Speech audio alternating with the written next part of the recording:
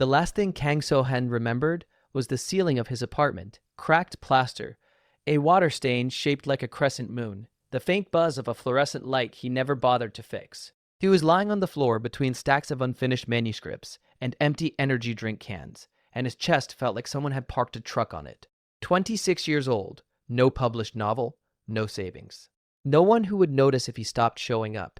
He had been writing for 14 hours straight, trying to finish a manuscript about a hero who wakes up in a dungeon and has to fight his way to the surface. The irony of that would hit him later, but in the moment, all he knew was that his left arm had gone numb an hour ago, and he had ignored it. Deadlines don't care about medical symptoms. His editor had called 3 times that week alone, each message progressively less friendly, and the rent was 2 months past due. He had been surviving on instant coffee and the determination of a man who believed one good story could change everything. His phone was ringing somewhere, buried under a pile of rejection letters he kept, because pain was better than numbness. Probably his editor, probably his landlord, maybe his mother, calling from Busan to ask why he hadn't come home for the holidays again. His vision started to blur, and the ceiling seemed to stretch further and further away. He thought about calling for help, but his arms wouldn't move. His heart stuttered once, twice, then gave up entirely. And just like that, Kang Seohan, aspiring fantasy author and full-time disappointment, was gone. 26 years of trying to create worlds on paper, and he couldn't even keep his own heart beating long enough to finish one.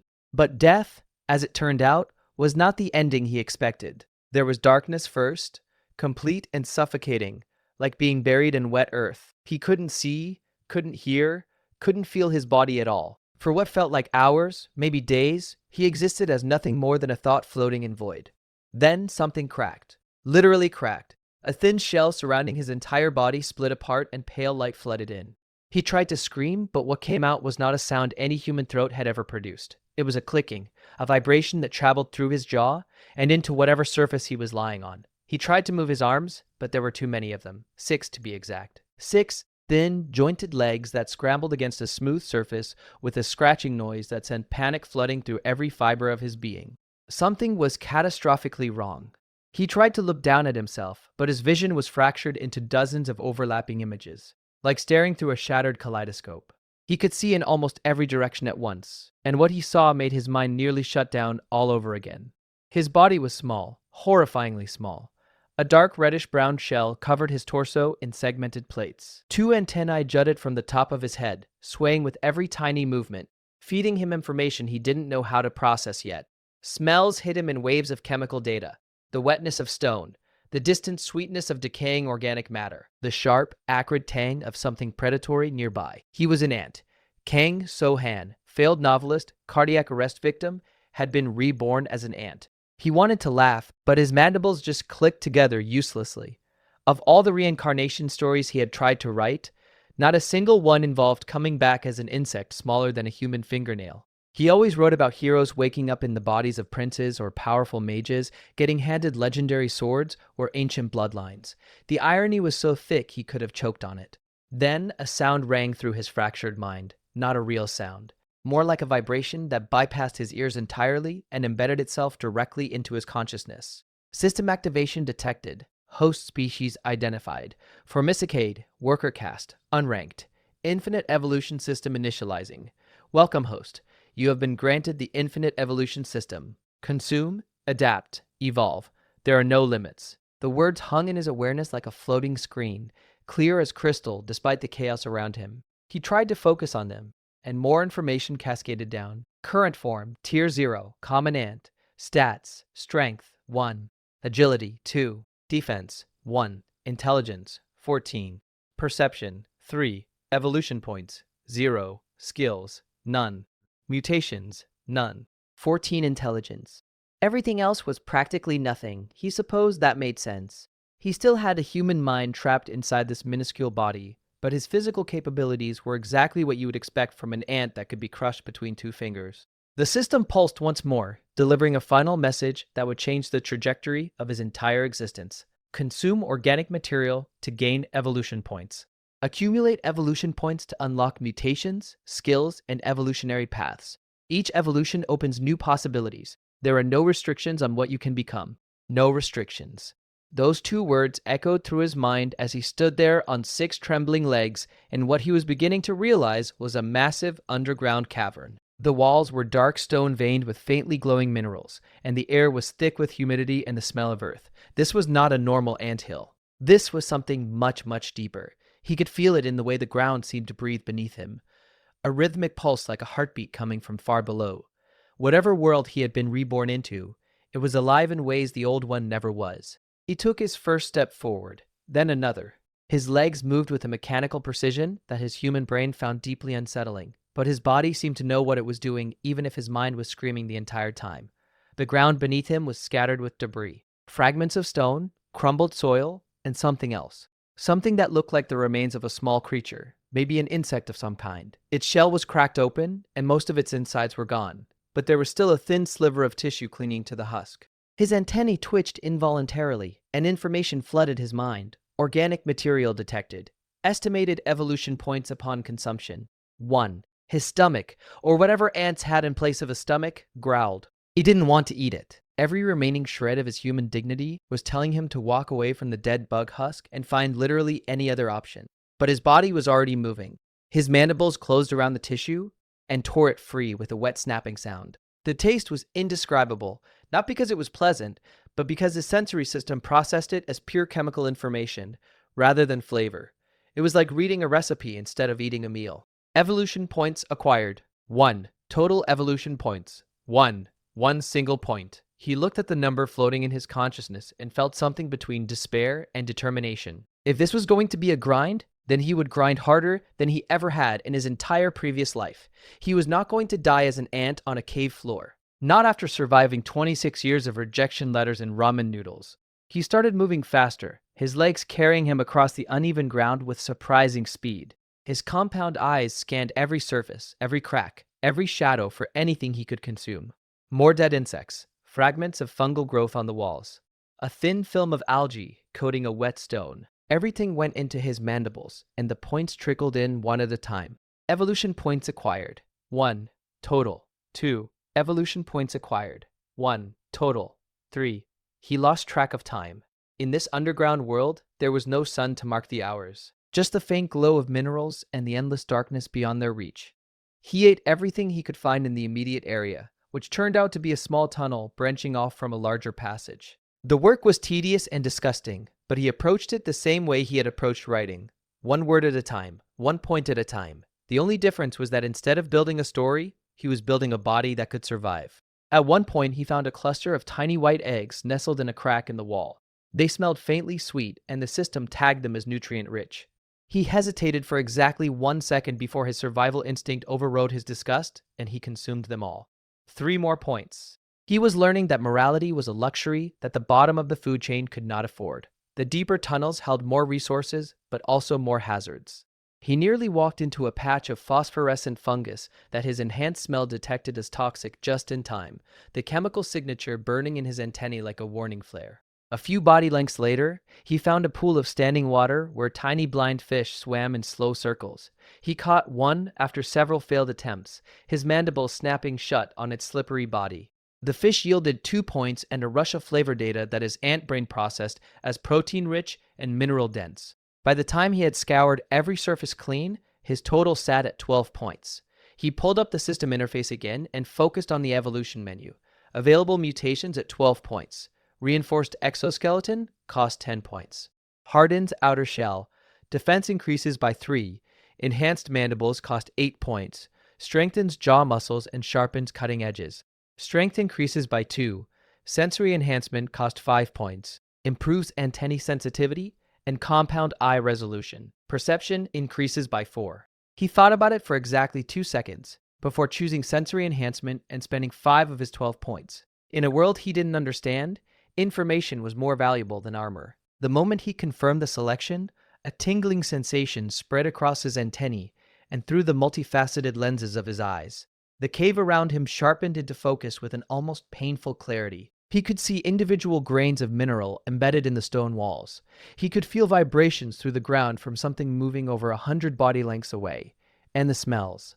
The chemical landscape around him exploded into a 3-dimensional map of information. He could tell that the passage to his left led deeper underground because the air flowing from it carried traces of moisture and something metallic. The tunnel to his right smelled like death.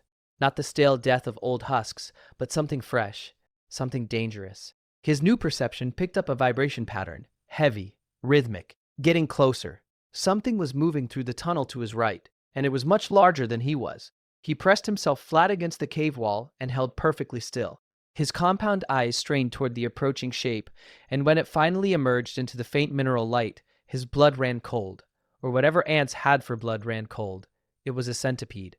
But calling it a centipede felt like calling a hurricane a light breeze. The thing was as long as a human forearm, its body armored in overlapping plates of chitin that gleamed with a sickly yellow sheen. Dozens of legs propelled it forward with a horrifying fluidity, and its head was dominated by two massive venomous fangs that dripped with something that hissed when it touched the stone.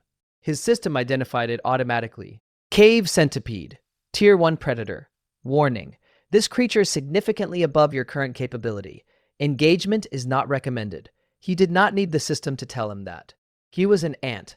That thing could eat him like a grain of rice and not even register the calories. He held his breath, if ants could hold their breath, and watched the centipede flow past his position with its horrible legs clicking against the stone. It paused briefly, its antennae sweeping the air, and for one terrifying second, Seohan was certain it had detected him. But then it continued onward into the larger passage and disappeared around a curve. He didn't move for a full minute afterward. That was the food chain, laid out in vivid detail. He was at the very bottom, below the bottom actually. He was the thing that the bottom of the food chain stepped on without noticing. If he was going to survive in this world, he needed to evolve fast, not just once, but continuously, relentlessly, until nothing in this cave system could look at him as prey. He spent his remaining 7 points on enhanced mandibles, and felt his jaw muscles swell with new strength. The edges of his mandibles sharpened to a razor keenness that he tested on a small stone, leaving a clean scratch across its surface. It was a small improvement, but it was something. He set off deeper into the tunnel system, following the scent trails that his enhanced perception now painted across his awareness like glowing highways. Food sources appeared as warm orange trails, water registered as cool blue streaks. And danger, the chemical signatures of predators, burned angry red in his mind's eye. For what felt like several hours, he hunted the small tunnels, finding and consuming everything organic he could get his mandibles on. Dead larvae, mold colonies, the shed skin of something reptilian that he really didn't want to think about. Every point counted, and his total slowly climbed. 20, 30, 40. At 50 points, a new notification appeared. Evolution threshold reached. Tier 1 evolution available. Select an evolutionary path. 3 options materialized before him. Path 1, Soldier Ant. Increased size, strength, and defensive capabilities. Focused on direct combat. Path 2, Scout Ant. Enhanced speed, perception, and stealth abilities. Focused on reconnaissance and evasion. Path 3, Unique Path. Devourer Ant. The ability to absorb partial traits from consumed creatures. Focused on adaptive growth. The third option was marked with a symbol he hadn't seen before, a spiraling golden pattern that seemed to pulse with potential. The system added a note beneath it. Unique evolutionary path detected. This path is exclusive to the infinite evolution system. Selecting this path will allow the host to absorb genetic material from consumed creatures and integrate select traits into future evolutions. Seohan stared at the description and something clicked in his writer's brain. This was the cheat skill. Every good reincarnation story had one, and this was his. The ability to take power from everything he consumed, to become not just a stronger ant, but something that had never existed before. Something that could borrow the venom of a centipede, the wings of a beetle, the armor of a scorpion. He selected Devourer Ant without a moment of hesitation. The evolution hit him like a wave of electricity. His entire body seized as energy surged through every cell, every segment, every joint. He could feel his exoskeleton expanding, cracking along predetermined seam lines, and reforming harder and darker than before. His mandibles lengthened and curved slightly inward, developing serrated inner edges that looked designed for gripping prey. His legs thickened with new muscle fiber, and his body stretched to nearly twice its previous size. When the process ended, he stood in the tunnel on steadier legs, breathing hard, and pulled up his status. Kang Seohan. Species: Devourer Ant. Tier 1.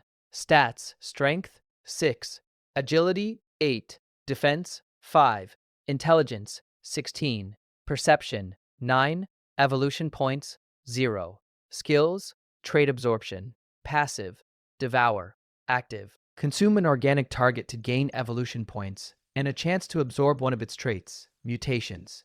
Reinforced exoskeleton, enhanced mandibles, sensory enhancement. He was still small in the grand scheme of things, still probably no bigger than a human thumb, but compared to what he had been 10 minutes ago, he felt like a completely different creature. He tested his new body, running along the tunnel wall with a speed and confidence that would have been impossible before.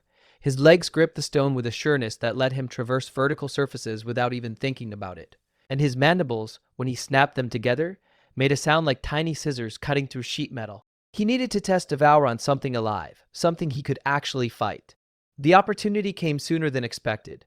His enhanced senses picked up the chemical signature of a small creature ahead, something crawling along the ceiling of a wider chamber. His compound eyes focused and identified it as a cave beetle, roughly his own size, its black shell gleaming with moisture.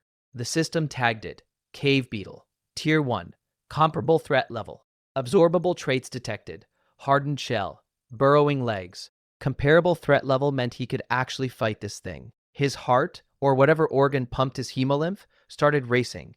This would be his first real fight. The beetle hadn't noticed him yet. It was focused on scraping lichen off the ceiling with its own mandibles, completely unaware that a predator was watching from below. Seohan gauged the distance and the angle, then launched himself upward with a burst of speed that surprised even him. His legs propelled him off the ground with enough force to close the gap in a fraction of a second. The beetle sensed movement and tried to turn, but Seohan's mandibles clamped down on the joint between its head and thorax with precision that his human mind could never have achieved. The beetle thrashed wildly, its legs scrabbling against the ceiling, but Seohan held on and twisted. Something cracked, then cracked again. The beetle's movement slowed, then stopped entirely. Devour activated. Consuming target. Evolution points gained 8. Trait absorption in progress. Trait acquired. Hardened shell. Exoskeleton density increased. Defense +2. He released his grip and let the husk fall to the ground below. His mandibles were coated in the beetle's fluids, and he could feel something changing in his exoskeleton. A subtle hardening, like thin layers of additional armor being laid down across his segments. It was working. The Devour ability was working exactly as described. He had killed a beetle and stolen part of what made it tough. The realization of what this meant swept through him. Every creature in this underground world was not just a threat to avoid, it was a potential upgrade. Every predator that wanted to eat him was carrying traits that he could absorb and make his own. The food chain was not a ladder he needed to climb. It was a buffet he needed to consume. Over the next stretch of time, Seohan became a predator in the truest sense of the word. He hunted methodically through the tunnel network, targeting creatures at or slightly above his threat level. Cave beetles fell to his increasingly efficient ambush tactics, and each one gave him evolution points, along with occasional new traits. He absorbed burrowing legs from a second beetle, which allowed him to dig through soft earth at impressive speed. A pale white grub yielded regenerative tissue, a passive trait that slowly healed minor damage to his exoskeleton. A tiny cave spider, barely his own size, provided silk production, which he could use to create thin but surprisingly strong threads. Every trait layered onto his body, like upgrades being installed into a machine. His stats climbed steadily, and his physical form began to change in subtle ways. His exoskeleton developed a darker, almost metallic sheen from the accumulated hardened shell mutations. Small spinnerets appeared at the tip of his abdomen from the spider's silk glands. His legs gained tiny hooks from the burrowing adaptation that let him grip nearly any surface. At 75 evolution points beyond his first evolution, a new notification appeared. Colony detected. Distance, approximately 200 body lengths northwest. Pheromone signature identified. Species match. Formicidae colony. His antennae had been picking up faint traces of a familiar chemical trail for a while now, but this was the first time the system had formally identified it. Somewhere nearby was a colony of ants, his species, or at least what a species had been before his unique evolution. He followed the pheromone trail through a series of narrow connecting tunnels, and the chemical signals grew stronger with every step. The warm scent of thousands of bodies packed together, the sharp tang of formic acid used for defense, the sweet undertone of fungal gardens being cultivated underground. When he emerged into the colony's main chamber, he stopped and stared. It was enormous. A vast cavern carved from the living stone, its walls smooth and shaped by countless generations of mandibles working in concert. The floor was a network of paths and chambers, each one serving a specific purpose. Storage rooms packed with food, nurseries where pale larvae were tended by worker ants, Fungal gardens where cultivated mushrooms grew in neat rows under the care of specialized gardeners. And everywhere, ants. Thousands of them, moving in organized streams along chemical highways, each one carrying something or headed somewhere with single-minded purpose. But they were all smaller than him, noticeably smaller. His evolution had put him above the standard worker caste in both size and capability, and the workers nearest to him had already noticed. Their antennae pointed in his direction, sampling his chemical signature with obvious confusion. He smelled like one of them, mostly, but there was something else layered on top, something foreign. A larger ant emerged from a side tunnel. This one was different from the workers. It was nearly his size, with oversized mandibles and a broader head that marked it as a soldier caste. The system tagged it: Colony Soldier, Tier 1, Defensive Specialist, Threat Assessment, Moderate. The soldier approached him with careful, measured steps, its antennae extended forward in what was clearly an interrogation posture. Seohan held still and let the soldier examine him. The chemical exchange was like a conversation conducted entirely through smell. The soldier was asking who he was, where he came from, and why he smelled wrong. Seohan didn't know how to answer in pheromone, so he simply held still and let his base species signature do the talking. After a long moment, the soldier seemed to reach a conclusion. It turned and gestured with its antennae for him to follow. He was led deeper into the colony, past the working chambers, and through a heavily guarded passage where 4 soldier ants stood watch. Beyond them was a chamber that made everything else look cramped by comparison. The ceiling rose to a height that his ant-sized perspective perceived as cathedral proportions, and the walls were smooth as polished marble. In the center of this chamber, attended by dozens of workers who groomed and fed her constantly, was the queen. She was massive, 20 times his size at least, her elongated abdomen pulsing with the rhythm of egg production, her body a deep burnished bronze that gleamed under the faint mineral light. Her antennae were longer and more complex than any ant he had encountered, and when they turned in his direction, he felt the full weight of her attention like a physical force. Colony Queen, Tier 3, Matriarch Class, Abilities, Royal Command, Pheromone Dominance, Brood Enhancement. Warning: this entity can issue compulsory commands to colony members of lower tier. A pressure settled over his mind. Not painful, but insistent, like a hand pressing gently but firmly against his thoughts, trying to establish a connection. The queen was attempting to integrate him into her command structure, to make him another obedient worker responding to her pheromone directives. He felt the pull of it, the instinct buried in his ant biology that wanted desperately to submit and serve and belong. But his human consciousness pushed back, not with violence or even effort, but simply by existing. A 14-point intelligence score meant his mind was orders of magnitude more complex than what the queen's pheromone control was designed to handle. The pressure slid off him like water off polished stone. The queen's antennae twitched. She had felt the resistance, and for the first time, Seohan sensed something from her that surprised him. Not anger, curiosity. A new kind of chemical signal washed over him, softer and more complex than the command pheromone. This one carried meaning in layers, like a sentence built from smells. He couldn't translate it perfectly, but the gist was clear.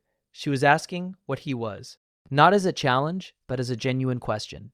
A queen who had commanded millions of ants over her lifetime had never encountered one quite like him, and she wanted to understand. He didn't have the pheromone vocabulary to answer her directly, but the system offered an unexpected solution. A skill notification appeared. Skill available.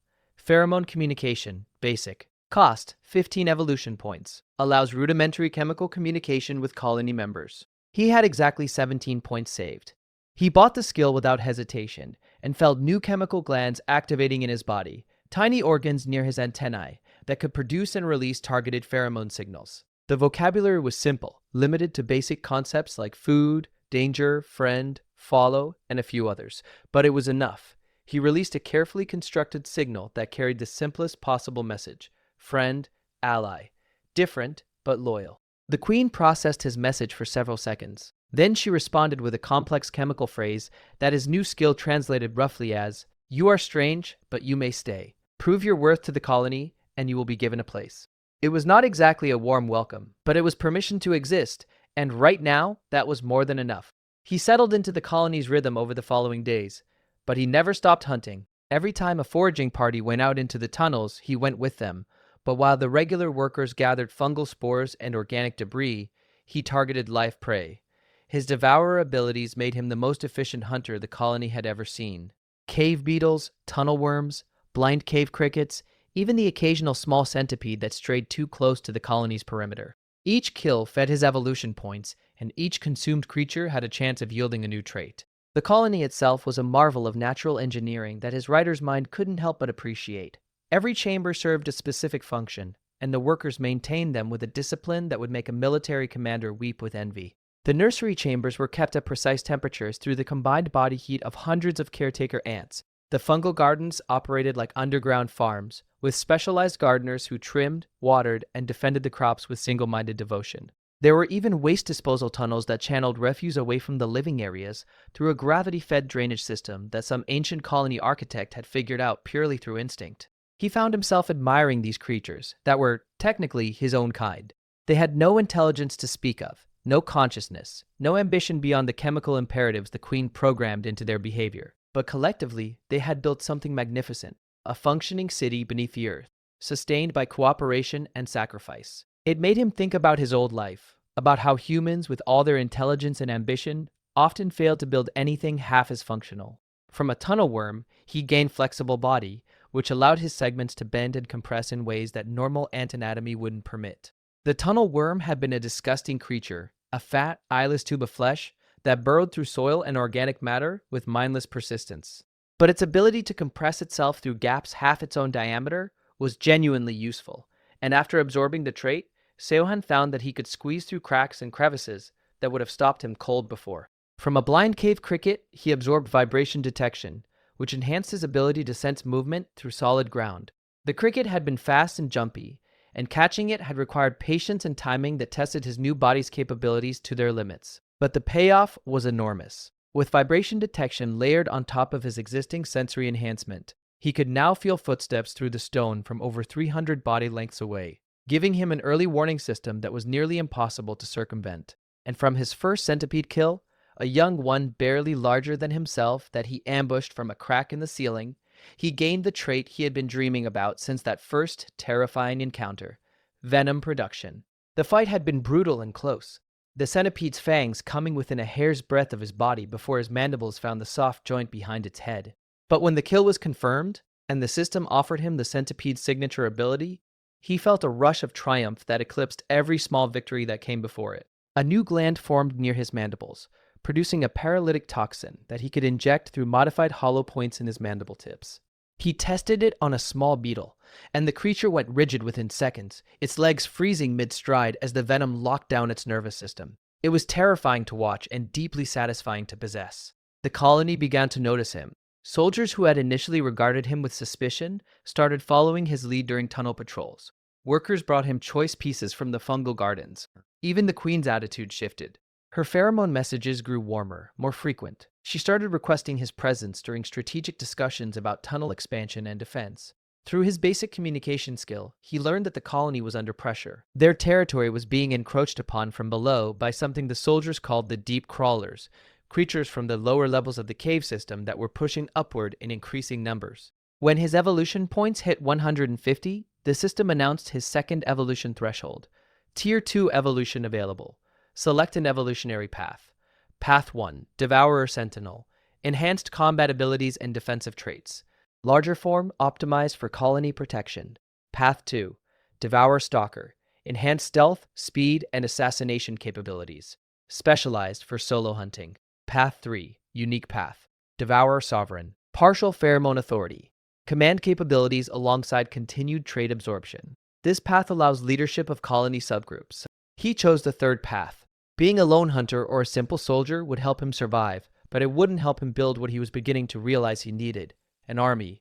The evolution was more intense this time. He sealed himself in a small side chamber and let the transformation take him, his body breaking down and rebuilding over what felt like hours of agonizing restructuring. When he emerged, he was nearly 3 times the size of a standard soldier ant. His exoskeleton had darkened to a deep obsidian black with subtle metallic highlights that shifted between bronze and violet depending on the light.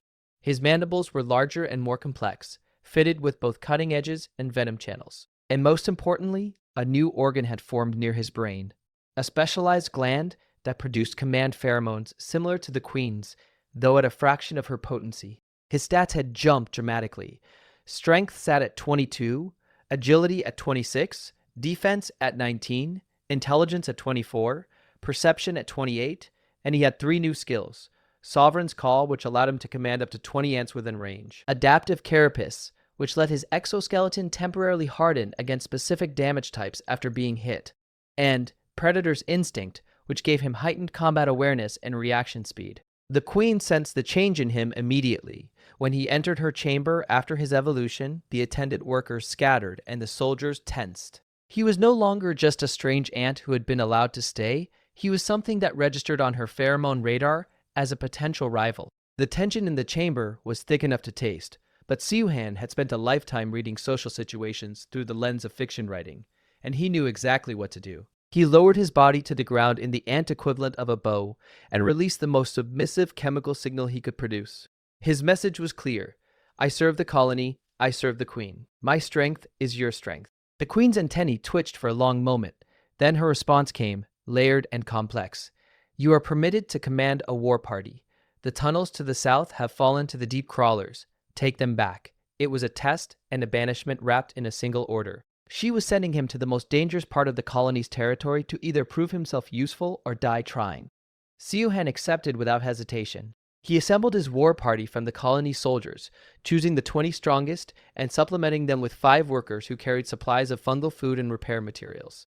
His Sovereign's Call skill let him coordinate their movements with a precision that normal ant communication couldn't achieve. He could send tactical commands directly to each soldier's mind, telling them where to move, when to attack, and how to position themselves. It was like being a general who could whisper directly into every soldier's ear simultaneously, and the effect on unit cohesion was dramatic. Where normal ant soldiers operated on simple chemical triggers that sometimes caused confusion and friendly fire, his squad moved like a single organism with 20 bodies. He drilled them in the tunnels near the colony for 2 days before heading south. Formation marching, flanking maneuvers, coordinated pincer attacks where 2 groups would hit a target from opposite sides, while a third group cut off retreat. The soldiers had no intelligence to appreciate the tactics, but their instinct-driven discipline made them perfect instruments for executing complex battle plans. All he had to do was give the order and their bodies did the rest. The southern tunnels were a different world from the relatively calm passages near the colony center. The walls here were scarred with claw marks and stained with the chemical residue of past battles. Dried hemolymph, both ant and predator, formed dark patches on the stone that told stories of desperate fights. The air was thick with the pheromone signatures of creatures that did not belong, heavy musk compounds that spoke of size and aggression and hunger. The further south they went, the more damage they found. Collapsed passages where deep crawlers had burrowed through walls, shattered fungal gardens that had been trampled and consumed, and bodies. Dozens of dead colony ants, their exoskeletons cracked and their limbs scattered across the tunnel floors. Some of them had died fighting, their mandibles still locked in death grips on fragments of enemy chitin. Others had been caught running, cut down from behind by creatures faster and stronger than themselves. The first deep crawler they encountered was waiting for them around a blind corner. It was a creature that defied easy classification, something between a millipede and a crustacean, its body segmented and armored with thick plates of calcified chitin. It was as long as 3 soldier ants laid end to end, and its foremost limbs had evolved into crushing claws that could snap an ant's exoskeleton like paper. Deep Crawler, Tier 2, Subterranean Predator. Abilities, Armored Segments, Crushing Claws, Tremor Sense. Threat Level, High.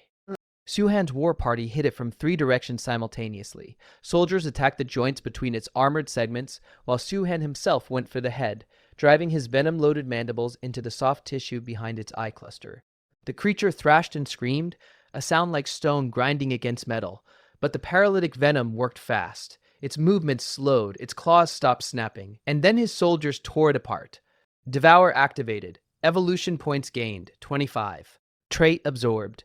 Armored segments. Defense increased. New mutation available. Calcified plating. He applied the mutation immediately, feeling the familiar tingle as new layers of hardened material formed over his already impressive exoskeleton. His war party regrouped around the carcass, and he let them feed, watching as their own bodies grew fractionally stronger from the nutrients. They couldn't absorb traits like he could, but good nutrition still improved their combat effectiveness. They pushed deeper. 2 more deep crawlers fell to their coordinated assaults. Then 4. Then a nest of smaller ones that had been breeding in a collapsed chamber. Each victory strengthened Seohan and hardened his soldiers into a cohesive fighting force. that communicated through his pheromone commands with seamless efficiency. By the time they reached the furthest extent of the southern tunnels, they had cleared 17 deep crawlers and reclaimed over 200 body lengths of territory. But what waited at the end of the tunnels was something else entirely.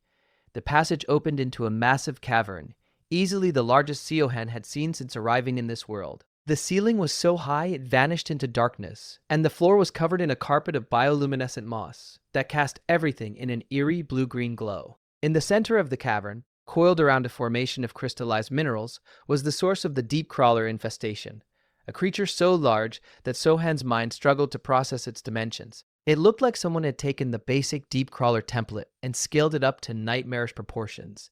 Its body stretched the length of a human bus, armored in plates of chitin so thick they had mineralized into something closer to stone than shell. Its head was crowned with a ring of luminous eyes that burned with cold intelligence, and its claws were each larger than Suhan's entire body. Deep Crawler Matriarch, Tier 3, Brood Mother Class. Abilities: Fortified Armor, Seismic Slam, Brood Call, Regeneration. Warning: this creature is significantly above your current tier.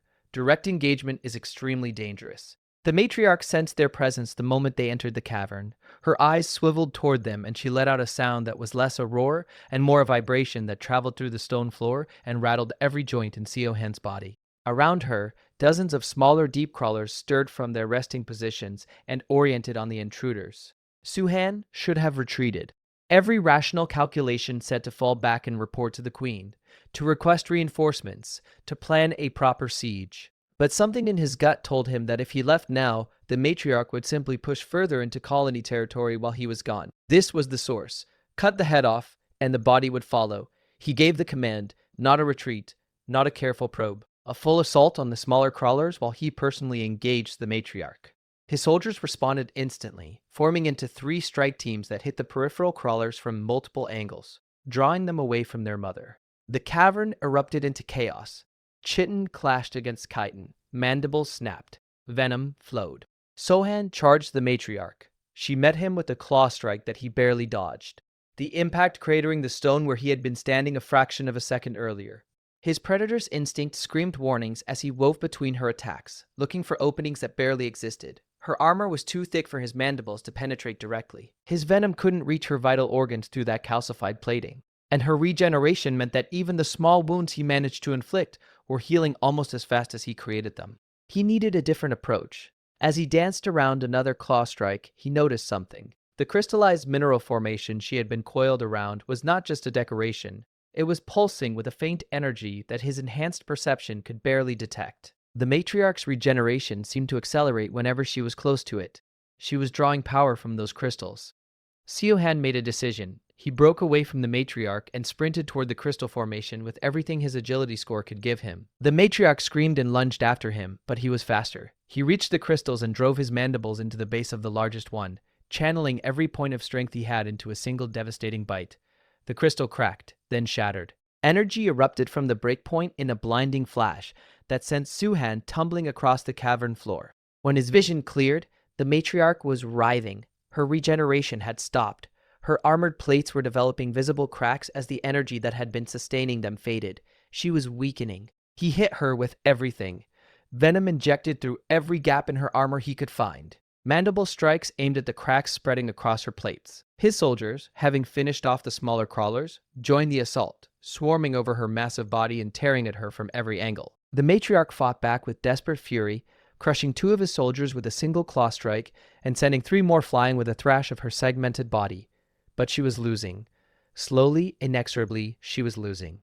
The killing blow came when Seohan found the gap he'd been looking for, a crack in the plating behind her head that exposed the soft tissue connecting her brain to her body. He drove both mandibles in to their full depth and pumped every drop of venom his glands could produce into that wound.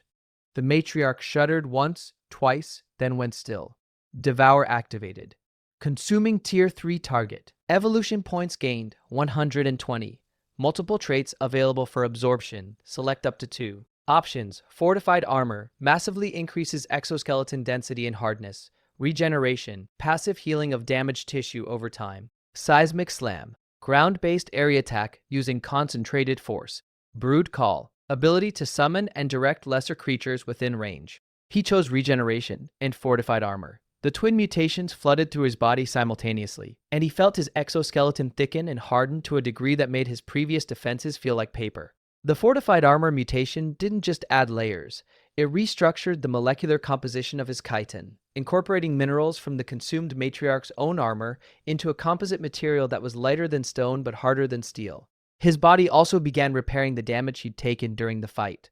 Small cracks, sealing and bruised tissue restoring itself without any effort on his part. The regeneration trait worked slowly, nothing like the instant healing of the matriarch when she had been connected to the mana crystals, but over minutes his wounds closed and his internal fluids replenished. He would never again need to worry about a fight ending because he ran out of stamina before the enemy ran out of life. His surviving soldiers were already feasting on the matriarch's remains and the carcasses of the smaller deep crawlers. He watched them eat and felt a strange pride. They had followed his orders into a battle that should have killed them all, and they had performed perfectly. 12 of his 20 soldiers had survived, which was a better ratio than he had dared hope for. The workers he had brought were already repairing the damage to the tunnel walls and establishing a perimeter around the cavern, their instincts kicking in to secure any space that their colony occupied. He sat in the center of the conquered cavern and took stock of his situation. He had claimed a massive territory rich in mana crystals. He had proven his military capability to the queen. He had gained 2 incredibly powerful traits from a tier 3 kill. And the system was now telling him that his 3rd evolution threshold was within reach. And then the big one appeared. Tier 3 evolution threshold reached. Congratulations. You have accumulated sufficient points and consumed a tier 3 creature. Unique evolutionary path available. Devourer Emperor. Full pheromone command authority. Ability to establish independent territory. Trait absorption enhanced. Maximum absorbable traits per kill increased to 3. Colony member enhancement through proximity aura. He accepted without hesitation. The 3rd evolution was transformative beyond anything he had experienced before. His body didn't just grow, it restructured at a fundamental level. The process took hours, not minutes. He sealed himself in a chamber of hardened silken crystal, his body dissolving and reforming in stages that the system narrated with clinical detachment. Exoskeleton reformation, 30%. Nervous system upgrade, 45%. Sensory organ reconstruction, 60%. Limb augmentation, 75%. Wing genesis, 90%. Evolution complete. When he emerged from the chrysalis of hardened silk he had unconsciously woven around himself, he was no longer recognizable as an ant in any conventional sense. He was the size of a large dog, his body armored in plates of obsidian black, chitin laced with veins of crystalline material that glowed with a faint inner light. His mandibles had evolved into precision instruments capable of both crushing force and surgical delicacy. His 6 legs were thick with muscle and tipped with hooked claws that could grip any surface. 2 additional limbs had developed from his thorax, smaller than his legs but equipped with manipulative digits that let him grasp and hold objects with a dexterity no insect should possess. And wings. Folded along his back, translucent and veined with metallic threads, were wings capable of powered flight. His stats were staggering. Strength, 58, agility, 64, defense, 52, intelligence, 38, perception, 61. And his skill list had grown to include abilities that blurred the line between natural evolution and something approaching magic. He had venomous aura, a passive field that weakened creatures within a certain radius. He had silk manipulation, the ability to control his produced silk telekinetically. He had echolocation through modified vibration detection. And he had Emperor's Domain, a zone around him where all allied creatures received enhanced stats. When he returned to the colony and entered the Queen's chamber, every ant in the room froze. The soldiers didn't even try to challenge him. The workers pressed themselves flat against the walls. The Queen herself, the massive Tier 3 matriarch who had ruled this colony for years, went completely still as her antennae processed what was standing before her. He released his pheromone communication, now rich and complex enough to convey full sentences. I cleared the southern tunnels. The matriarch is dead. The territory is ours again. The Queen's response was slow in coming. When it did, it carried undertones he hadn't felt from her before. Gratitude and fear in equal measure. She acknowledged his victory and his service, but the subtext was unmistakable. She recognized that the balance of power in the colony had shifted irrevocably. He could take the colony from her if he chose to. They both knew it.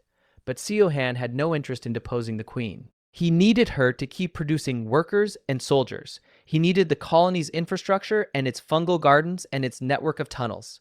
What he wanted was something bigger than any single colony could provide. He wanted to go deeper. His time in the cavern system had taught him that this underground world was layered. Each level deeper brought stronger creatures, richer resources, and greater dangers. The matriarch he had killed was a Tier 3 creature from what the system called the second stratum. Below that was the third stratum, and below that were depths that even the colony's oldest scouts had never reached. Somewhere down there were answers to questions he had barely begun to formulate. Why had he been reborn here? What was the infinite evolution system, and who or what had created it? Was he the only one, or were there others like him, other reincarnated souls with systems of their own? He established his territory in the cavern where the matriarch had fallen, claiming the crystal formation and the surrounding tunnels as his domain. The bioluminescent moss provided light. The tunnels provided access to hunting grounds, and the residual energy from the crystals, which his system identified as mana crystals, provided a resource he was only beginning to understand. When he consumed fragments of the crystals, they converted into evolution points at a rate far superior to organic material. A single crystal fragment was worth 50 points. The cavern held hundreds of them. He used the points to enhance his soldiers. His Emperor's domain skill, combined with direct pheromone commands, allowed him to guide their development in specific directions. He couldn't give them the devourer ability, but he could strengthen their bodies, sharpen their instincts, and push them toward more effective combat forms. Over time, his war party evolved into an elite squad of oversized, heavily armored soldier ants that bore only a passing resemblance to their original forms. When the first human appeared in the tunnels, Seohan felt a complicated tangle of emotions that he had not expected. It had been so long since he had seen a human being that the sight of one triggered something deep in his chest, a pang of loneliness and longing that he hadn't allowed himself to feel. She was young, maybe 17 or 18 by human standards. She wore light leather armor and carried a sword that glowed faintly with enchantment, and she moved through the tunnel with the cautious efficiency of someone who had been trained to fight but hadn't seen much real combat yet. Behind her came 3 more humans, all similarly equipped. Adventurers, his system tagged them, Tier 2 through 3. Species, human. They were hunting. The tunnels near the surface were apparently crawling with creatures that these humans considered valuable targets, and they had pushed deeper than most of their kind normally ventured, deep enough to enter his territory. His soldiers detected them first and sent alarm pheromones rippling through the network. Within minutes, 200 soldier ants had formed a defensive perimeter around the humans' approach route. Seohan watched from the shadows of a high tunnel, his compound eyes tracking every detail of their movement. The young woman in front stopped suddenly, her hand raised in a fist signal that halted her companions. She can feel us, he realized. Her perception was good enough to detect the massed presence of his soldiers even before she could see them. A warrior's instinct. The woman drew her sword and called out into the darkness. Her words were in a language Seohan didn't recognize, but the system provided a real-time translation through a skill he didn't know he had. Language comprehension, passive, detected. Auto-translating. Translating detected speech. Show yourselves. We mean no harm to any intelligent creature. We are adventurers from the surface, guild rank silver. Intelligent creature. She said that. She wasn't assuming that whatever lurked in these tunnels was a mindless beast. She was offering diplomacy first. Seohan found himself impressed. He made a decision that would change the course of his existence in this world. He stepped out of the shadows and into the faint glow of the tunnel's mineral light. The woman's eyes went wide. Her companions raised their weapons. They saw an ant the size of a large dog, armored in black chitin that gleamed with an inner light, with mandibles that could cut through steel and eyes that burned with unmistakable intelligence.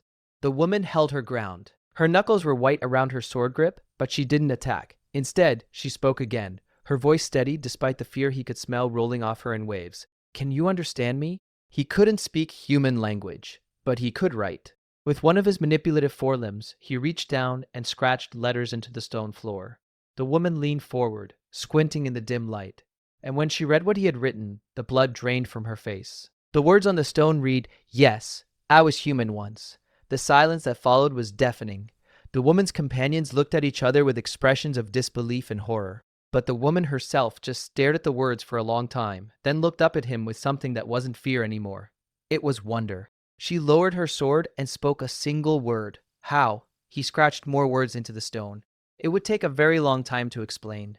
His mandibles clicked in what he hoped read as amusement rather than threat. The woman let out a breath that was half laugh, half sob, and sheathed her weapon. Her name was Yuna. She was an adventurer from the surface city of Ashenvale, and she had been exploring these tunnels as part of a guild expedition to map the deeper sections of what they called the Abyssal Caverns. She came from a family of blacksmiths who had expected her to take over the forge, but she had always been drawn to the darkness underground, to the mystery of what lay below. Her first dungeon expedition at 15 had been a disaster that left her with a scar across her collarbone and a determination to get strong enough that nothing down here would ever make her feel helpless again. Seohan scratched her story into the stone as she talked, asking questions in written form that she answered with increasing ease, and found himself genuinely liking this young woman who had chosen to fight her fears rather than hide from them. The cavern system, she explained during their strange, scratched-in-stone conversation, was one of several massive underground dungeon networks that existed throughout the continent.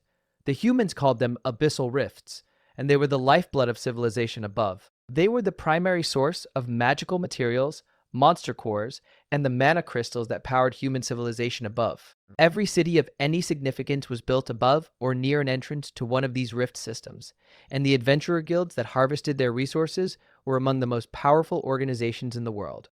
But the rifts were not static. They grew, shifted, and changed over time, and the creatures within them evolved in response to the ambient mana that permeated every level. The deeper you went, the stronger the mana concentration, and the more powerful and bizarre the creatures became. Most adventurer parties operated in the first 3 strata, where the dangers were manageable and the rewards were decent. Going below the 4th stratum was considered suicidal by anyone with common sense. Yuna's expedition was supposed to map the 5th stratum, and they had already lost one member to a cave-in before they wandered into Seohan's territory. They were also, she told him with a gravity that made his antennae twitch, getting more dangerous by the month. Something was stirring in the deepest levels. Creatures that had never been seen before were pushing upward. Species that belonged in the 7th or 8th strata were appearing in the 3rd and 4th, displaced by something below them that was even more terrifying. Entire adventurer parties had vanished in the lower strata, leaving behind nothing but bloodstains and abandoned equipment. The guild was worried, but they didn't have enough information to know what they were dealing with. The other 3 adventurers in Yuna's party had varying reactions to their situation. Dohan, a burly shield knight with arms like tree trunks, kept his weapon raised the entire time they were talking and never took his eyes off Seohan's mandibles. Maire, a thin woman with spectacles and a staff covered in runic carvings, was a mage who couldn't stop asking questions about the colony's pheromone communication system and was scribbling notes in a journal at a frantic pace. And Jeho, the youngest of the group, a ranger with a short bow, had gone completely silent and was staring at Seohan with an expression that mixed awe and terror in roughly equal proportion. But they all deferred to Yuna, and when she lowered her sword, they followed her lead. Seohan listened to all of this and felt the writer in him stir. A mystery, a threat from the deep, an underground world in crisis. If this were one of his novels, this would be the point where the protagonist realized that his reincarnation was not random, that he had been placed here for a reason, that the system he had been given was not just a gift, but a tool designed to create something that this world desperately needed. He looked at Yuna and her companions. He looked at his soldiers, arrayed in perfect formation behind him. He looked deeper into the tunnels, toward the darkness of the 3rd stratum and whatever horrors waited beyond. Then he scratched one final message into the stone. I will go deeper. I will find what is down there, and I will stop it. Yuna read the words and met his compound eyes with her steady human ones. Then we should work together, she said, because whatever is coming, neither of us can face it alone. And so began the most unlikely alliance the abyssal caverns had ever seen. A reincarnated human in the body of an evolved ant, and a young swordsman from the surface, united against a threat that neither fully understood. Seohan expanded his territory downward, clearing each level of the cavern system with methodical precision, consuming stronger and stranger creatures with every descent. His evolutions came faster now, fueled by mana crystal energy and the increasingly powerful traits he absorbed from deep-level predators. At Tier 4, he gained the ability to produce a hardened crystal secretion that his soldiers could use as weapons and armor. At Tier 5, his intelligence broke through a threshold that unlocked telepathy, allowing him to communicate directly with Yuna's mind without scratching words into stone. The first time she heard his voice in her head, she nearly cut him in half on reflex before she realized what was happening. Sorry, he said through their new mental link. Should have warned you first. You think? She shot back, her sword still raised. Their combined forces pushed deeper than any adventurer party had gone in recorded history. The creatures they faced grew in size and power with every level, from Tier 4 tunnel serpents whose bodies generated electrical fields, to Tier 5 crystal golems that could reform their bodies from the surrounding stone. But Seohan devoured them all, absorbing their traits and growing stronger with each victory. It was in the 7th stratum that they found the source of the disturbance. A cavern so vast it had its own weather, with clouds forming near the ceiling and rain falling on forests of giant fungi that stretched upward like pale trees. And in the center of this impossible underground ecosystem, embedded in a pillar of pure crystallized mana that stretched from floor to ceiling, was a creature that made the deep crawler matriarch look like a household pet. It was a dragon, an underground dragon, blind and pale from millennia spent in darkness, its scales made of living crystal, and its body wrapped around the mana pillar like a serpent guarding the most precious treasure in the world. Even in sleep, it radiated a presence that pressed against Seohan's consciousness like a physical weight. The air around it shimmered with concentrated mana, distorting the light and making the creature's outline waver as if it existed partially in another dimension. Its breath came in slow, rumbling exhalations that shook dust from the cavern ceiling with every cycle, and each exhale released a wave of mana so dense it was visible as a faint golden mist. Yuna had gone completely still beside him, her hand gripping his forelimb so hard her knuckles were white. Even Dohan, who prided himself on facing anything without flinching, had taken a step backward. Maire was silently weeping, though whether from fear or the overwhelming beauty of the creature was impossible to tell. And Jeho had simply sat down on the ground, his legs apparently unable to support him any longer. The system took a full 30 seconds to analyze it before delivering its verdict. Abyssal Crystal Dragon, Tier 8, Ancient Class. This creature has been dormant for an estimated 3,000 years. Recent mana fluctuations have begun to awaken it. Full awakening estimated in approximately 60 days. Upon awakening, this creature will consume all available mana in the cavern system, resulting in catastrophic collapse of the upper strata. Estimated surface casualties in the event of full stratal collapse, 4.2 million. 4.2 million. The number hung in his consciousness like a death sentence for a world he had only recently learned existed above him. The surface cities above the cavern system, including Ashenvale, the guilds, the academies, the kingdoms that depended on the abyssal caverns for their mana supply, all of it would be destroyed. Millions of lives, human and otherwise, would be lost. Seohan stared at the sleeping dragon and felt something that he had not felt since his death on that apartment floor. Fear. Real, genuine, overwhelming fear. He was Tier 5. This thing was Tier 8. The gap between them was not a gap. It was a chasm. It was the distance between a campfire and the sun. Every logical calculation, every survival instinct he had developed since his rebirth, told him to turn around and flee to the surface, to take his colony and find a cavern system far from here and simply survive. The dragon would awaken, and the world above would crumble, but he would be alive. Wasn't that enough? Hadn't he already beaten the odds just by surviving this long? No, it was not enough, and the certainty of that answer surprised him.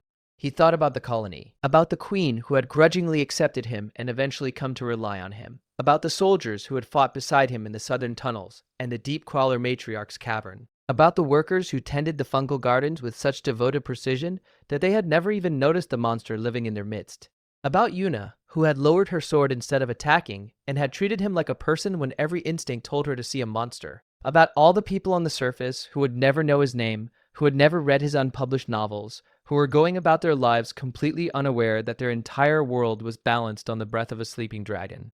He had spent 26 years on Earth trying to create something that mattered and failing every single time. He had died alone on a dirty floor with nothing to show for his life but a stack of rejected manuscripts. But here, in this world, in this impossible body, he had built something. A colony, an army, an alliance between species that had never cooperated before. And if he walked away now, all of that would mean nothing. But running was not an option. This was the threat. This was what the system had placed him here to face. He was certain of it now, with a clarity that went beyond logic into something closer to faith. The infinite evolution system had no limits, and 60 days was a long time for a creature that could absorb power from everything it killed. He turned to Yuna, and the message he sent through their telepathic link was calm and steady despite the storm in his heart. We have 60 days. We need every ally we can get, every resource, every advantage. Go to the surface, tell the guild, tell everyone, and then come back, because we are going to need an army. Yuna looked at the sleeping dragon, then at him. You are insane, she said. But she was already turning to leave, because she knew he was right. Seohan watched her go, then turned back to face the 7th stratum and all the creatures in it. 60 days. He needed to reach Tier 8 in 60 days. His mandibles clicked and his crystalline exoskeleton gleamed in the mana light, and the infinite evolution system hummed in his consciousness like a promise. No limits. He began to hunt. The following weeks were the most intense period of growth Seohan had experienced since his rebirth. He descended into every corner of the 7th stratum and then pushed into the 8th. consuming everything in his path. Sleep became a distant memory. Rest was measured in minutes, not hours. He ate, fought, evolved, and repeated the cycle with a relentless intensity that would have killed a human body from exhaustion alone. But his ant physiology, enhanced by multiple evolutions, and the divine energy of consumed mana crystals, could sustain levels of activity that defied biological logic. Crystal elementals yielded mana conductivity, which let him channel ambient mana through his body to enhance his physical abilities. These creatures were beautiful in a deadly way, their bodies composed entirely of crystallized mana that refracted light into rainbows as they moved. Fighting them was like fighting living gemstones that could fire concentrated energy beams and reform from shattered pieces. He learned to target their cores, the single dense crystal at the center of their forms that held them together. Crack the core, and the rest collapsed into harmless fragments. Deep worms gave him tunnel bore, a devastating charge attack that could punch through solid stone. The first one he fought was a massive cylindrical beast that moved through the rock itself, its body ringed with grinding teeth that consumed earth and stone and left perfectly smooth tunnels in its wake. The battle had been claustrophobic and terrifying, fought in a space barely large enough for his body, with the worm's grinding maw inches from his face. But the trait it yielded was worth the nightmares. Abyssal spiders contributed Shadow Walk, a stealth ability that bent light around his body, rendering him nearly invisible. These spiders were the ambush predators of the deep strata, patient hunters that could remain motionless for days before striking with blinding speed. Their webs were not silk but crystallized darkness, strands of shadow given physical form that clung to anything they touched and slowly drained the life from captured prey. Fighting them required paranoia and constant vigilance, because by the time you saw the spider, you were already wrapped in its web. His colony expanded alongside him. Using crystal secretions and mana-enhanced pheromones, he directed the construction of a forward base in the 7th stratum, a fortress of hardened crystal and carved stone that housed over 10,000 soldier ants, all of them enhanced by his emperor's domain to a degree that put them on par with Tier 2 adventurers individually. The construction effort was a monumental undertaking that required relocating worker ants from the upper colony, establishing new fungal gardens fed by the 7th stratum's rich organic soil, and creating a defensive perimeter that could withstand assault from any direction. In formation, under his command, they were a military force that could match anything the surface world could field. The Queen, informed of his progress through relay pheromone chains that stretched across multiple strata, had gone from grudging acceptance to something approaching genuine respect. She sent her best soldiers to serve under him. She authorized the creation of a new brood specifically bred for deep stratum warfare, eggs treated with mana crystal fragments that produce soldiers born with naturally hardened exoskeletons and enhanced venom glands. Seohan had gone from tolerated outsider to the colony's most valuable military asset, and the Queen was practical enough to invest in his success. Yuna returned with reinforcements after 3 weeks on the surface. Not just adventurers, but mages from the Ashenvale Academy who carried staffs that crackled with barely contained elemental power. Siege engineers hauling carts of alchemical explosives and crystallized mana charges, and a contingent of the Royal Guard led by a grizzled veteran named Commander Doran, who took one look at Seohan and said, "Well, I have seen stranger things in this line of work. Though I admit I cannot remember when." The alliance between Seohan's ant army and the human forces was rocky at first.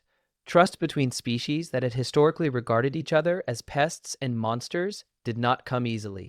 The first few joint training exercises nearly ended in disaster when a squad of soldiers misinterpreted a human mage's fire spell practice as an attack and swarmed him. Seohan had to physically interpose himself between the terrified mage and 200 angry ants, broadcasting stand-down pheromones at maximum intensity while simultaneously telepathically yelling at Yuna to get her people to stop screaming because it was making his soldiers more aggressive. But necessity is the greatest teacher of cooperation, and as the days counted down, both sides learned to work together. The human mages discovered that ant soldiers could carry crystallized mana charges directly onto targets that were too dangerous for humans to approach. The ant workers proved invaluable as scouts, their small size and chemical communication allowing them to map tunnel systems that human scouts could never access. And Seohan's telepathic ability became the glue that held the alliance together, translating between species in real time and coordinating joint operations with a fluency that neither side could achieve on its own. Commander Darin, for all his initial skepticism, proved to be a pragmatic and adaptable leader. He reorganized his royal guard into small units that could operate alongside ant squads, each human fighter paired with a contingent of soldier ants that provided screening, reconnaissance, and flank protection. The combined teams were devastatingly effective, the humans providing the magical firepower and tactical flexibility that the ants lacked, while the ants provided the numbers, the discipline, and the willingness to accept casualties that made the humans uncomfortable but couldn't be argued with.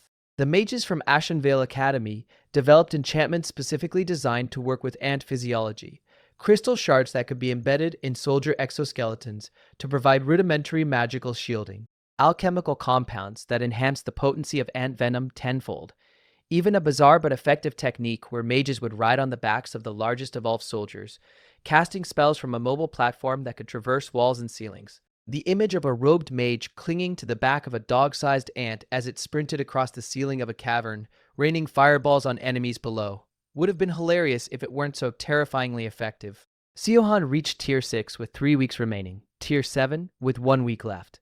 Each evolution pushed his body and mind further from what he had once been, and closer to something that defied classification. At Tier 7, he was the size of a horse, armored in crystal-infused chitin that could deflect enchanted steel, equipped with wings that could carry him at speeds that outpaced the fastest surface mounts, and possessing a suite of abilities that blended biological evolution with what the humans could only describe as magic. On the final day before the dragon's estimated awakening, he stood at the edge of the 7th stratum cavern and looked at the assembled forces behind him. The sight would have made any general in human history weep with a confusing mixture of awe and bewilderment. 10,000 enhanced soldier ants in crystal armor, arranged in perfect geometric formations that covered the cavern floor like a living mosaic of black and violet chitin. Their exoskeletons gleamed with embedded crystal shards that pulsed with faint mana light, and their mandibles had been treated with an alchemical compound that gave them the cutting power of enchanted steel. 300 human adventurers, mages, and soldiers stood in their own formations, their faces grim but resolute. Many of them had never seen a Tier 8 creature before. Some of them were veterans of dozens of dungeon expeditions. All of them knew that this was likely the most dangerous thing they would ever attempt. Commander Doran had given a speech earlier that morning, short and blunt, the kind of words that seasoned warriors appreciated. We go in, we fight. Some of us die, the world survives. That is what we are for. Yuna was at Seohan's side, her sword drawn and blazing with enchantment. She had barely slept in 3 days, spending every waking hour drilling her squad and sharpening her blade on crystal whetstones that the ant workers had shaped for her. She had gotten stronger during the preparation weeks, pushing herself through grueling training that had elevated her from Tier 3 to the threshold of Tier 4. Her eyes had the hard, focused look of someone who had accepted what was coming and decided to meet it head-on. Commander Doran and his royal guard were in formation behind the adventurers, their heavy armor gleaming and their enchanted weapons humming with stored power. Behind them all, in the tunnels stretching back to the surface, hundreds of thousands of regular colony ants waited in staging areas, ready to support, resupply, and reinforce.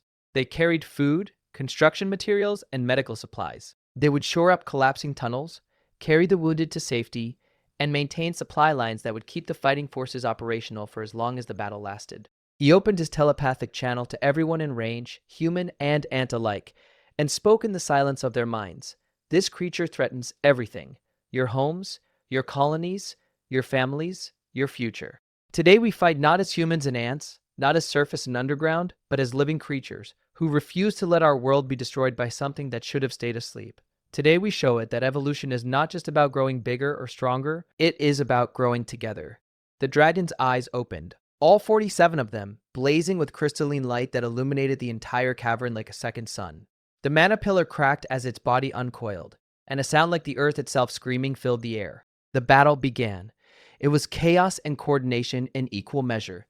The ant soldiers swarmed the dragon's lower body in waves, their crystal-enhanced mandibles finding purchase between scales and injecting venom into the tissue beneath. The first wave was almost entirely destroyed by the dragon's initial thrashing. Hundreds of soldiers crushed or flung across the cavern by movements that registered as earthquakes to their tiny bodies. But the second wave learned from the first, timing their approach to the gaps between the dragon's movements.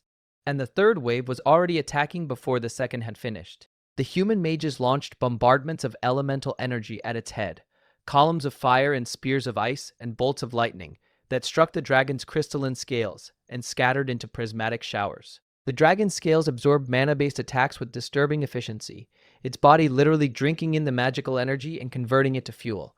But physical attacks, delivered with enough force, could crack the crystal and expose the flesh beneath. Commander Doran figured this out within the first minute and redirected his royal guard to focus on raw physical strikes with mana-reinforced weapons, rather than spell-based assaults. The adventurers struck at its limbs whenever it touched the ground, targeting the joints and tendons with practiced precision. Yuna led a squad that focused on the dragon's hind legs, darting in to deliver slashing cuts and then retreating before the tail could sweep them away. Seohan positioned himself at the dragon's flank, his massive shield absorbing tail strikes that would have killed anyone else, buying time for the damage dealers to work. Mirai stood at the rear, her staff raised, maintaining a barrier field that protected the healers and support units from stray magical discharge. And Seohan flew. He was the only one who could match the dragon's speed in the air. His wings carried him in spiraling patterns around its massive head, his mandibles and claws striking at its eyes and the vulnerable membrane of its wings. The dragon snapped at him with jaws that could crush a building, but his agility and predator's instinct kept him one step ahead, weaving through attacks that missed him by inches. The dragon retaliated with devastating force. A sweep of its tail crushed 200 soldier ants and sent a squad of adventurers flying. A blast of crystallized mana from its maw vaporized a section of the cavern wall. It was losing patience with the tiny creatures that dared to challenge it, and its attacks grew wilder and more destructive. Seohan needed an opening, one chance to use his strongest attack on the dragon's most vulnerable point. He had been saving a skill for exactly this moment. During his Tier 7 evolution, he had gained an ability called Devour's Consumption. It was the ultimate expression of his unique path, an attack that concentrated every absorbed trait, every mutation, every drop of power he had accumulated into a single devastating strike. It could only be used once per evolution cycle, and it would leave him temporarily weakened afterward. But if it connected, it would inject the full force of his evolutionary energy directly into the target. He needed the dragon's attention away from him for exactly 5 seconds. "Yuna," he called through their link. "I need a distraction. 5 seconds. Can you do it?" Her response was immediate and fierce. "Watch me." She charged the dragon's front leg with a battle cry that echoed through the cavern. Her enchanted sword blazed white-hot as she drove it into the joint between two massive scales, and the dragon roared in pain and fury, turning its head toward the tiny human who had dared to wound it. For 5 seconds, its attention was entirely focused on Yuna. 5 seconds was enough. Seohan dove, every ounce of speed, every shred of agility, every trait he had absorbed from hundreds of consumed creatures channeled into a single descending strike, aimed at the base of the dragon's skull. His body blazed with concentrated evolutionary energy, leaving a trail of light across the cavern like a falling star. The impact shook the entire 7th stratum. His mandibles punched through the dragon's crystalline scales like they were glass, driven by the accumulated force of every creature he had ever devoured. The Devourer's consumption skill activated, and pure evolutionary energy poured into the wound, attacking the dragon's biological systems at a cellular level. The dragon screamed a sound that shattered crystals across the entire cavern. Its body convulsed, its eyes flickered, and then, slowly, impossibly, the largest and most ancient creature in the abyssal caverns began to fall. It crashed to the cavern floor with an impact that registered as an earthquake on the surface above. The mana pillar shattered. Crystal fragments rained down like snow, and in the sudden, ringing silence that followed, 10,000 ants and 300 humans stood among the ruins and realized that they had won. Seohan pulled himself free from the dragon's skull and collapsed onto its body, utterly spent. His exoskeleton was cracked in a dozen places. His wings were shredded, his venom glands were empty. But the system notification that appeared in his consciousness made every wound worth it. Tier 8 creature consumed. Maximum trait absorption achieved. Evolution points gained. 5,000. Tier 8 evolution available. Unique final path unlocked. Devourer ascendant. He would deal with that later. Right now, he just wanted to rest. The aftermath of the battle was something that Seohan would remember for the rest of however long his new life lasted. The 7th stratum cavern was unrecognizable. The mana pillar that had stood at its center for millennia was nothing but a field of crystalline debris. The dragon's body lay like a collapsed mountain, its crystal scales already dimming as the life force faded from them. Around it, the combined army was picking itself up, tending to wounded, counting the dead. The losses had been severe. Over 2,000 ant soldiers had been killed in the battle, their bodies scattered across the cavern floor in testament to their courage and their willingness to throw themselves at a creature that outweighed them by a factor of 10,000. 47 human fighters had fallen as well, their names already being recorded by Mirai in her ever-present journal. Commander Doran had taken a glancing blow from the dragon's tail that shattered his shield arm, but he was already barking orders from a sitting position, while a healer worked on him. The price of victory was paid in lives, and Seohan felt every single loss as a weight on his consciousness. But they had won. Against something that should have been impossible to defeat, they had won. Yuna found him lying on the dragon's head, his compound eyes half closed and his legs tucked beneath him, in a posture that was distinctly cat-like for a giant insect. She sat down next to him, her armor dented and scorched, her sword arm hanging at an angle that suggested it was broken, and she laughed. The sound echoed through the ruined cavern and mixed with the clicking of mandibles as his soldiers celebrated around them. "So," she said between laughs, "what do you want to do next, Your Majesty?" Seohan's mandibles clicked in what she had learned to recognize as his version of a smile. He sent his reply through their telepathic link, and despite everything he had been through, despite the pain and the exhaustion and the reality of being an ant the size of a horse sitting on a dead dragon in the deepest part of the world, his mental voice carried the tone of someone who had finally, truly, found where he belonged. "I think I want to write a book about this." The mandibles clicked again, "though I might need help with the pen." Yuna's laughter rang off the cavern walls, and somewhere in the tunnels above, 10,000 ants hummed in harmony, their song rising through the stone and earth and darkness toward a surface world that had no idea what had just been done to save it. The abyssal caverns were quiet for the first time in millennia. The bioluminescent moss that carpeted the seventh stratum glowed with renewed vigor, fed by the diffused mana that the dragon's death had released into the surrounding stone. Tiny creatures that had hidden during the battle were beginning to emerge from cracks and crevices, cautiously exploring a landscape that had been transformed by violence and victory. Life was already reasserting itself in the spaces that death had briefly claimed. And in the wreckage of the greatest battle the underground world had ever seen, a failed novelist reborn as the smallest creature on Earth closed his compound eyes and dreamed of stories yet to be told. Stories about a colony that grew into a kingdom. About a human woman who befriended a monster and helped save a world. About soldiers who were only 2 inches long but fought with the courage of giants. About a man who lost everything and found it all again in the most impossible form imaginable. He dreamed, and his colony hummed around him, and the world turned on above their heads, never knowing how close it had come to ending. But as the weeks passed and the cavern settled into a new peace, Seohan began to notice something unsettling. The mana that had powered the dragon was not gone. It had been released into the cave system, and it was changing things. Creatures on every level were evolving faster, growing stronger, developing abilities that the system flagged as unprecedented. In the first stratum, cave beetles the size of dogs were terrorizing adventurer parties that had never encountered anything above Tier 2. In the fourth stratum, crystal elementals were forming spontaneously from the ambient mana concentration, emerging fully formed and hostile from the walls themselves. The natural order of the caverns was accelerating towards something uncontrollable. And in the deepest reaches of the ninth stratum, far below where even he had ventured, his enhanced perception detected something stirring. Something that the dragon had been keeping dormant with its mana absorption. Something that, now freed from that suppression, was beginning to wake. The vibrations he detected through the stone were rhythmic and vast, like the heartbeat of the earth itself, and they carried a signature that his system struggled to classify. Not monster, not creature, not any category that the infinite evolution system recognized. The system delivered one final message, and the words glowed with an urgency he had never seen before. Warning. Deep anomaly detected. Classification unknown. Estimated threat level exceeds current system parameters. Recommendation. Continue evolving. The host has proven capable of impossible growth. The world will require more, much more. Seohan opened his eyes, spread his tattered wings, and looked down into the darkness below. Somewhere in that abyss, something ancient and terrible was rising, drawn upward by the flood of mana that his victory had unleashed.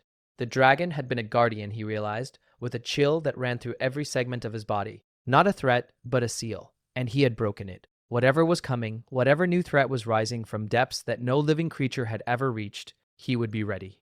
Because the infinite evolution system had no limits. And neither did he. If you enjoyed this story and want to see what Seohan faces next in the depths below, make sure to hit that like button, subscribe to the channel, and turn on notifications so you never miss an upload. Drop a comment and let me know which evolution was your favorite and what creature you think is waiting in the ninth stratum. Until next time, stay curious and stay watching.